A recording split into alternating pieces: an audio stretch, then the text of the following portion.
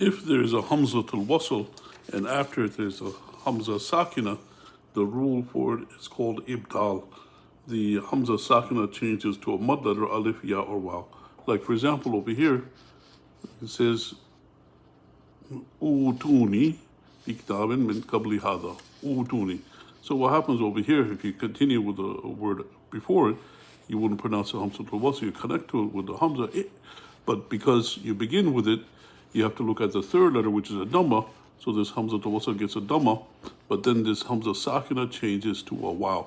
So utuni, that's how you pronounce it, utuni. And like the example, the first example, bin amana ba'dukum ba'dan walyuwaddil alladhi tumina. So if you continue on it, say alladhi tumina. If you begin with this, with the Hamzatul wasl here, what happens is a Dhamma on the third letter, so this becomes a Dhamma, and this becomes a waw. So utina, utumina, utumina, that's how you pronounce it. And then this one, waqalu ya salih,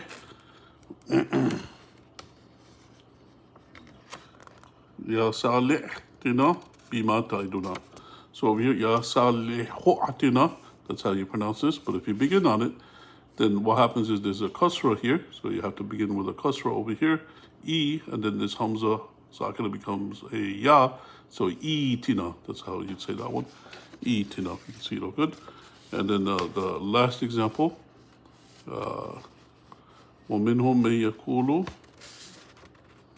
أَذَنْ لِي مَنْ يَقُولُ أَذَنْ لِي. So over here you have a fatha, so the first letter will become a kasra, because the rule is if the third letter is a fatha or a kasra, you begin with a kasra, so it becomes a e, and then this Hamza sakina becomes a ya.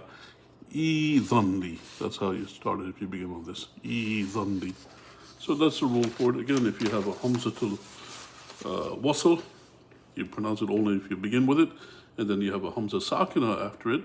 The Hamza sakina changes into a mud letter, alif, ya, or waw, depending on what the third letter is. If the third letter is a Dhamma, then it changes to a waw. If the third letter is a fatha or kasra, it changes to a ya. And they call that ibdal is the term for it.